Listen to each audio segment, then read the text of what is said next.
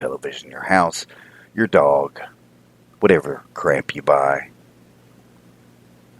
You have also paid whatever electronics manufacturer an amount of money so that you and your family can be inundated with mind-altering fields of electromagnetic nougat. Your phones are no different right now.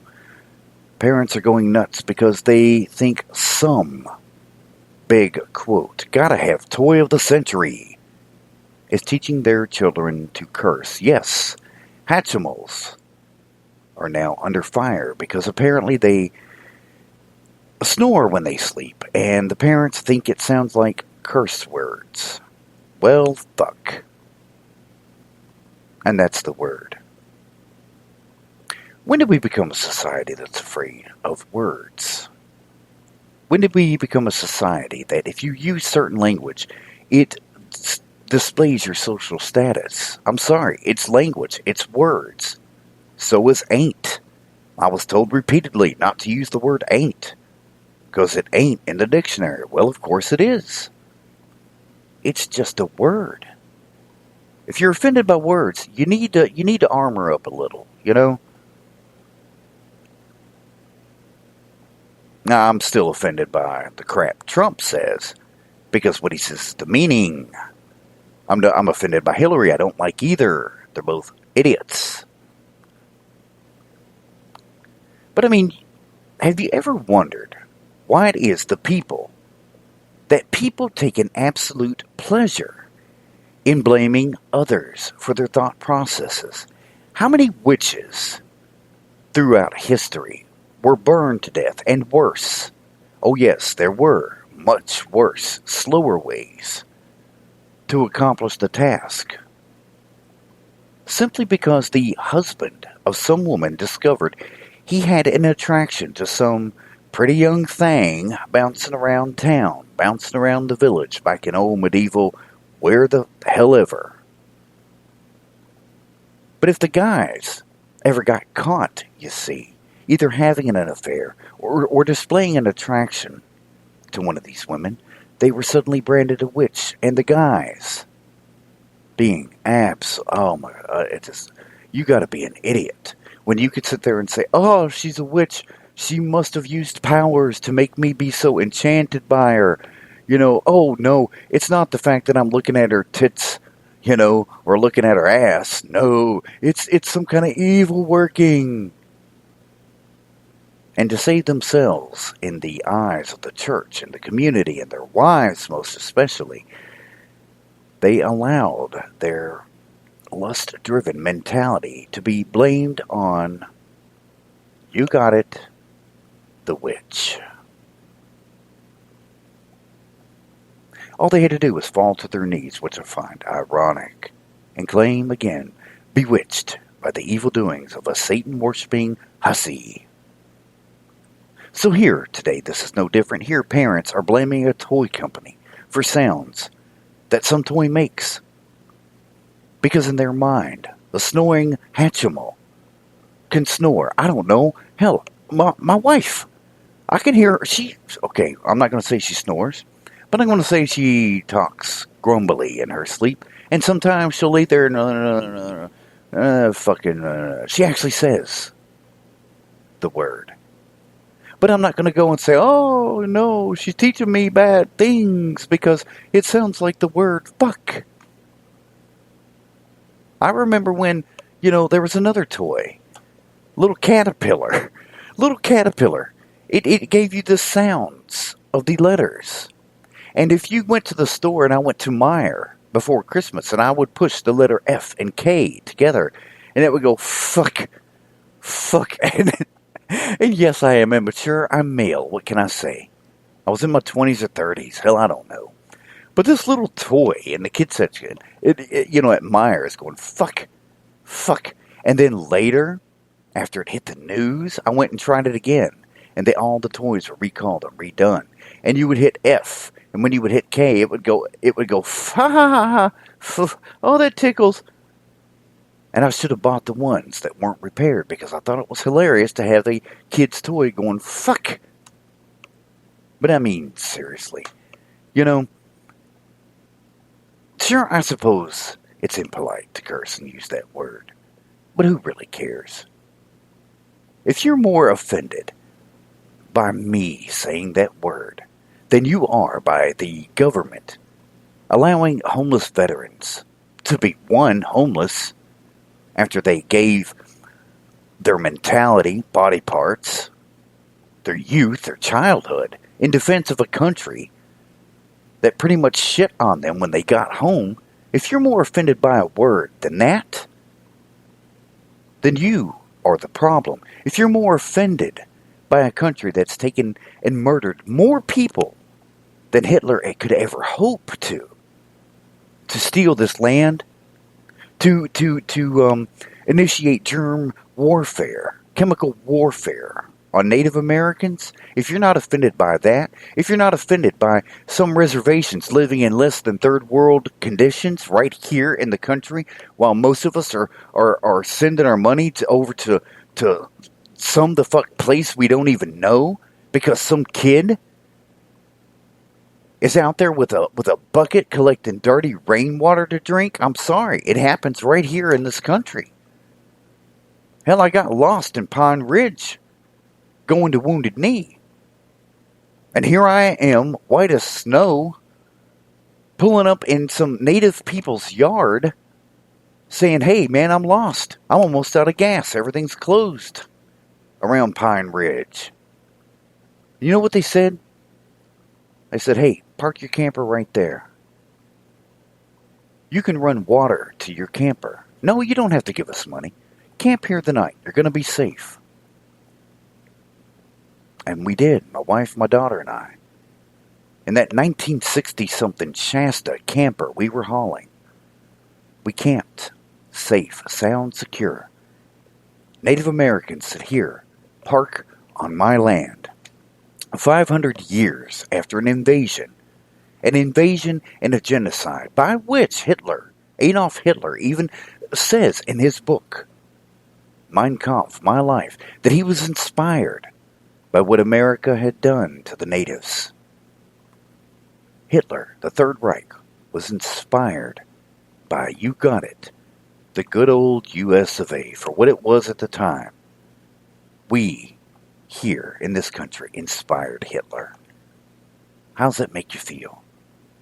You live in a country. You live in a country that inspired Hitler to murder people, possibly in your own family. You live in that country, and you hail it as the greatest place on earth. But don't get in a competition with Disney about it, but I'm just saying. But if you're offended by a word, and you're not offended by all this other crap, then you are the problem. You are what's wrong with this country.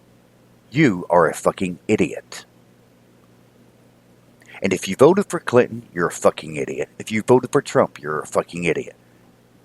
Now, my friends, I do not want to lose any friends over saying something like that. Sometimes I do speak. But it's not your fault that you're an idiot, see? It's because the media has controlled you. The media makes sure that the race war continues.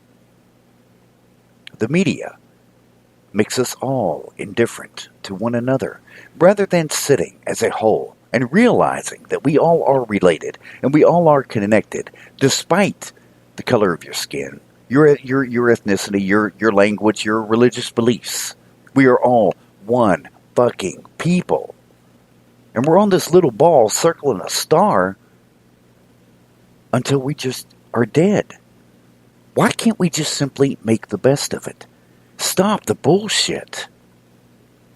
One of Socrates' greatest quotes, in my opinion, is be the change you wish to see in the world. And most of us sit around and we wait for someone else to do it. The other day on WLEX, right here in Kentucky, it was headline fucking news that some guy got out of his truck, gave a man a pack of donuts and a sweatshirt. It was 25 degrees at that time. And this guy gets out of his truck. Now, I'm sorry. I know I personally have done this thousands hundreds of times over the years. Hell, it used to be a weekend thing. My family and I, we used to go to Phoenix Park in Lexington. And we would go to Meijer. I love Meijer. And we would buy sandwich meats. And we would buy all the stuff. And pizzas. And water. And soda. And whatever. And we would go to Phoenix Park where all the people were sleeping. All the homeless people. We'd roll up and get out of our car. And I'd literally say, hey, who's hungry? And I got to tell you, and my daughter at that time was about 3, 4. And we're bringing all these people food. And they may not have eaten in the day. But never once did I go to the news. I mean, this guy who did it, he didn't want his name stated on the news or in the newspaper. He wanted no recognition. And that is honorable. But this stuff happens thousands of times a day. And when you got to realize that that's the kind of thing that makes headlines in little, backwoods Kentucky, that somebody was generous, why is that the news? We should all be as such. Who cares if you're worrying that the guy you're giving money to is going to go buy drugs? Who cares? He may also buy something to eat. Yes, there are fakers out there who are driving cars way more expensive than mine, and they're out there dressed in whatever they got at the Salvation Army to look homeless, to supplement their $30,000, $40,000 a year job, because you can make a lot of money. Strippers make on average $200 a day. If I'm willing to compromise, okay, first I don't have the look, I don't have the body, right? Okay, all that aside, if I'm willing to compromise my belief system and go strip to make money, I would be better off than what the government is giving me for having a debilitating cancer. Here in what can be. You understand, I was told 3 years ago that I wouldn't even be alive today.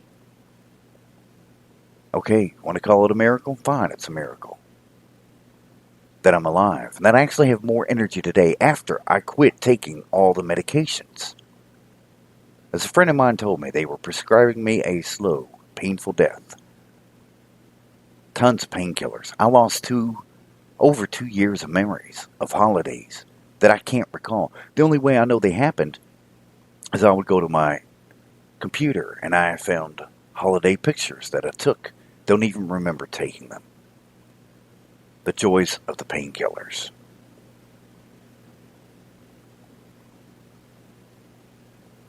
But, yeah, see, that's what happens. You lose that train of thought. But we took food to these people. And we did it for nothing more than the joy of seeing my 2, 3-year-old daughter run around, learn the importance of sharing and caring, and giving to those who are less fortunate. But at $200 a day, in 3 days, I would make what the government is giving me. I mean, always. I know we can be in our last days. But these are the days that other people get to say, okay, man, wow, necrosis of the pancreas. Wow, that sucks. That means an organ is literally dying in my body.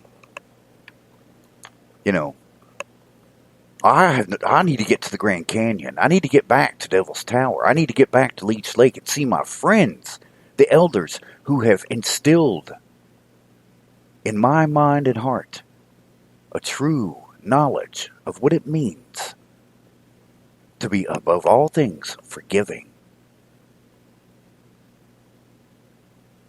I need to get back because, see, these people are about to take their journey.